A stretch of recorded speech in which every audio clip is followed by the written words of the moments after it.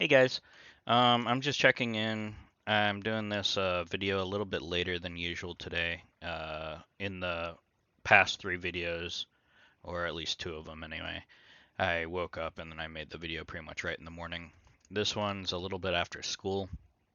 I've already gotten home and kind of got comfortable, relaxed a little bit, did a little bit of homework. Um, but yeah, so it's about 2 p.m. right now. I am currently about 14 hours into a fast. Yesterday I broke my fast at just short of 20 hours. So the fasts are going well. Not difficult at all. I've actually been having quite the easy time with them. No real hunger pangs. Yesterday, towards the end of the fast, I was a little bit hungry. I was like craving some stuff in particular. I did notice something yesterday when I was talking to a coworker. I was telling him about how at the beginning, when I first started fasting a little over a week ago, um, how long exactly was it? It was, oh, I can't see it. There it is. Okay, so I started fasting on February 23rd, and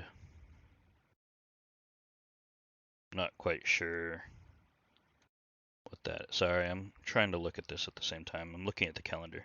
So yeah, February 23rd, which was a Friday.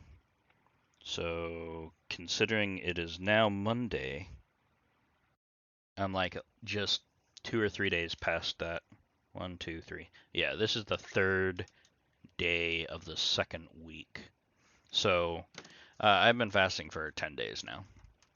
Um, I weighed in today earlier when I got home from school at about 214, which is a little bit up from my lowest weigh-in, which was 213.8 or something like that.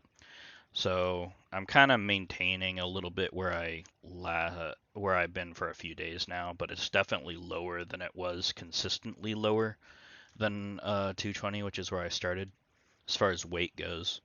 The fasts probably are averaging about 19 hours or something like that.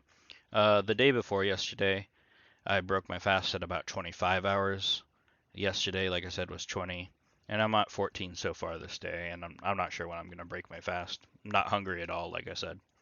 Anyway, um, other than that, I do have some good news. I guess I guess it's kind of like good news times two, because I contacted my pharmacy, which was open now since the weekend is now over. This morning when I woke up at 8 a.m.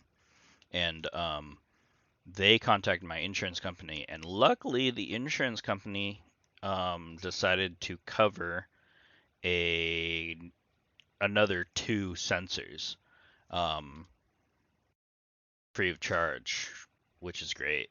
I mean, I have OHP, so everything's free of charge. But like the fact that they actually covered it um, and were willing to accept that I removed them on accident and will replace them is just amazing. That's great. So I'm happy with that. So I did get two more sensors from the pharmacy today after school. And then before I knew whether that was going to go through or not, I contacted the company itself that makes the sensors, and they also um, replace faulty or like prematurely removed sensors like that. So I had to give them like the serial numbers of the two sensors, which I guess is kept in the app, and I didn't know that. But when I did that, they said they're going to ship it to me. So I should receive two more sensors free of charge 3 to 5 days from now. So instead of having two sensors for this month, I now have essentially four. That's the great and the good news, right? So I got the sensor. I actually got it on me right now. I don't know if you can see it. Yeah, it's right there. I placed a Tagaderm, which is a film with a sticky surface on one side. It's a clear see-through one over the top of it to try and keep it from falling out. And lo and behold, okay, this is how it occurred. Okay, I'm not even gonna BS this. I put the sensor on. Okay, I cleaned the surface. I wiped it with alcohol. I put the sensor on after the alcohol dried. I put the Tagaderm over the top so that it was secured and covered. And then I hopped in the shower pretty much right away.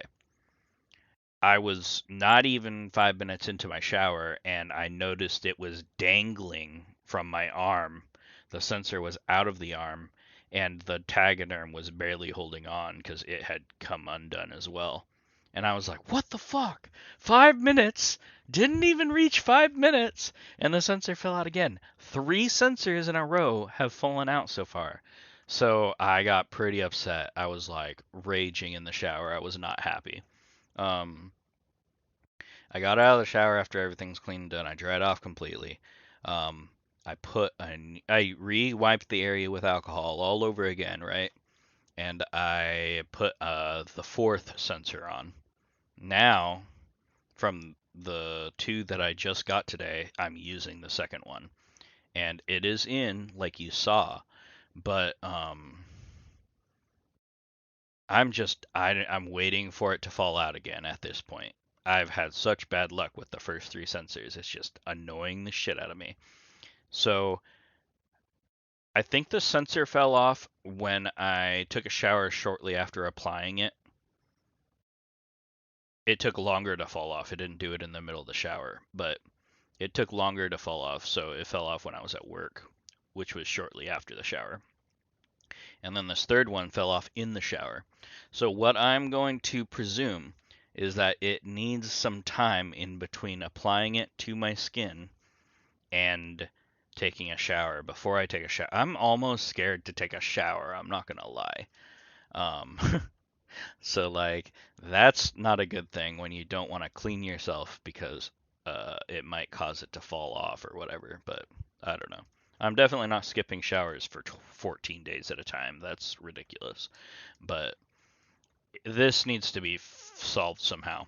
My diabetic educator, I had some messages sent back and forth through my chart with her, and she stated that there are specific things out there that are specific for the Freestyle Libre 3 that are made to cover and protect it. So I might look into those, so they might be better than just using a Tagaderm like I have been. And I got super like anxious about this one falling out, so I actually put 2 Tagaderms on my skin, not just one. One, and then it was kind of already starting to peel up a little bit on the other Tagaderm, so I Tagadermed over the peeling part. I don't know. I'm just trying to be extra secure. I don't want it to fall out again because there's only so many times that they'll replace this for me, right? I'm lucky that I got what I have, and I would have had to request another replacement if it hadn't been for the fact that both my insurance and the company are sending me two to replace the original two. So, yeah. Anyway, that's the update with my sensor. So far, it's been on for over an hour. The sensor has, I mean, and it's reading my glucose numbers, or my blood sugar numbers are currently 137 according to the reader. You can kind of see it here, and you can kind of see the line where it started. But that's after 14 hours of fasting and breaking my fast last night. As far as what I ate when I broke my 20-hour fast last night was, I really need to stop going out to eat, by the way, because I'm spending way too much money, and I keep telling myself this. But anyway, I went to Sherry's again, and this time I broke it with, uh, what did I get? Oh, okay, I got an omelet and a prime rib. So, um, I ate the prime rib first, which broke my fast. Then I had broccoli on the side, which I consumed that with cheese on the top. I'm trying to add fats to my diet because fats and proteins are ideal for it since I'm trying to keep it low carb. And then I went to the omelet, which was a vegetable omelet with ham and bacon added to it. I did not finish my my omelet though. I only ate maybe a quarter or a half of it. So before I finally got full. Um So, and that's all I ate. I had some tea with dinner, and I didn't even sweeten the tea, oddly enough. Um, Tea and water. And I didn't have anything when I got home besides multivitamins and my fish omega-3 fatty acid pills. Um, so yeah, um, that's all I ate last night. Which I don't know how many calories that comes out to. I should probably calculate that just to see what my caloric intake is looking like. Because if I'm not eating enough in my one meal, then I probably should be doing two meals so that I maintain a certain amount of calories. Because if I put myself in a deficit of calories, I might lose weight initially. But if my metabolism adjusts to burn less in response to me consuming less, then that's going to make it even harder for me to lose weight. So I need to maintain a certain level of calories so that like I can put it in a deficit every now and then, but I can't buy too much and I can't do it regularly. So I might need to develop a diet where I'm doing two meals a day instead of one. And in which case I would probably use like a 4 hour window to eat those two meals in or something like that. That way I have enough time in between meals to let my stomach rest a little so I don't try and consume it all at once like I have been. The diet that I basically am doing right now is an OMAD diet or a one meal a day diet. And yeah, that's what I was used to prior and I was doing pretty well. And the longer fasts allow for longer time in ketosis and a longer or the more amounts of autophagy gained from the fast. But yeah. Anyway, blood sugar wise, I've been doing good. Towards the end of my fast yesterday, it was in the 150s. Towards the end of my 25-hour fast the other day, it was around the 150. And then I hit the gym while I'm at the end of my fast instead of after eating, I do it before eating. And when I did 1 hour of cardio on both days, my blood sugar did drop from the 150s. So the 25-hour fast day, it dropped from about 150 to about 110 after my 1 hour workout. And the 20-hour fast that I broke yesterday, it dropped to about 101. So the numbers are coming down on average. I didn't spike as high yesterday because I didn't. Oh, yeah, I removed the weed and stuff from my room and I gave it to my brother. So I no longer have to, I guess no longer have to. I'm no longer worrying about getting the munchies, so it's completely in my control now. I don't have things influencing me like weed munchies. And I didn't have any snacks last night, so it seems to have worked so far. Um, so I didn't have any like binge uh, carb intake last night because of the munchies or anything like that. Like I said, I just kind of like chilled out and I went to bed. Um, so my blood sugars obviously because of that didn't spike too high. I think 1 hour after eating, my blood sugar was about 220. So it did go up from the 101 that it was to about 220. But then when I woke up in the morning, it was already down to like 170 or something. I can look real quick. This video is getting a little bit on the longer side, so I'm gonna try and end it, even though I feel like I could always just keep talking, you know. But yeah, so at 1 a.m., which is an hour after I ate, it was 228. When I woke up in the morning at 8:30, it was 177. So it was already below 200. It was already getting down. I checked it again after school. It was 148. And then again when I got home, 136. And like you saw earlier when I presented the glucose monitor, current number 135. I'll be able to see the graph and how fast or how high it goes and all of that now that I have the continuous glucose monitor on. So that'll be helpful. Plan for today basically is do schoolwork and stuff since I'm already at home and I'm doing school. It's Monday, so Monday through Friday is my school days. I got to focus on that. My girlfriend's going to be coming over again after she spent the night last night, but she just kind of chilled and slept here. But the today I think she'll be coming back after her work, which is pretty soon. I think she gets off at 3 o'clock. It's like 2:30, and then I plan on probably breaking my fast in the evening again, because that's just what I'm used to. I might I don't know. I'll hit the gym tonight and then I'll probably break my fast after the gym, which is kind of my routine. I'm not exactly sure how long I'll prolong that until, but the longer the better, generally speaking. But I'm gonna hit at least 16 hours, and 16 hours should put me at what time should that put me at? At 4 p.m.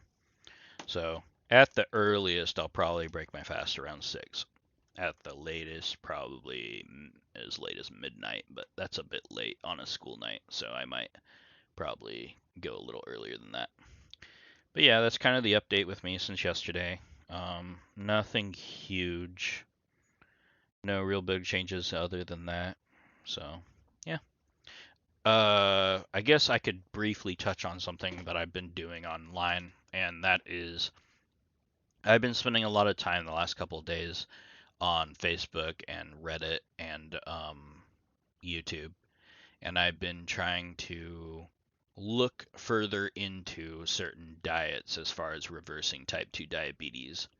And been having discussions with other people regarding that because that's obviously what I'm focused on right now. And I've found two diets that kind of conflict and contradict each other, which I find kind of surprising. And that is what. Sorry, my thing automatically times out after a certain amount of time when I'm not hearing things.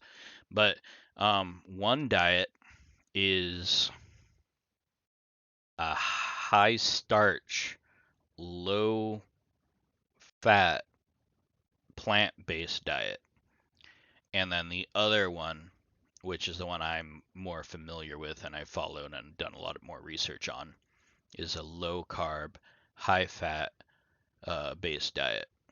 Both can be used with the fasting that I'm doing. So fasting doesn't mean that I have to fast and that I can't do either of these diets. Because when I break my fast, I eat, and when I eat, I can choose to adhere to one of those two diets in addition to the fast, which would just supplement um, the fast.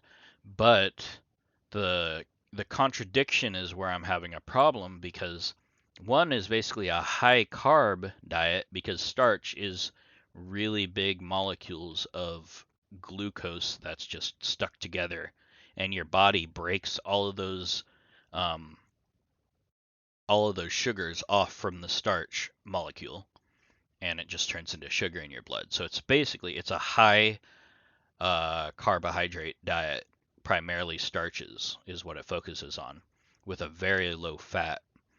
And the opposite is a very low carb diet with a very high fat. And both are claiming to reverse type 2 diabetes, which is insulin resistance. And both have doctors and multiple sources that are supporting them. And like both have examples of people that have successfully reversed their type 2 diabetes using those diets. So it's just weird because they contradict each other. Um, I think the high carb diet is focused on calorie restriction, which means that you burn more calories per day than you eat. And I think the high fat diet that I'm more familiar with is more about getting you into ketosis, which allows you to burn your body fat instead of just burning carbohydrates in your blood.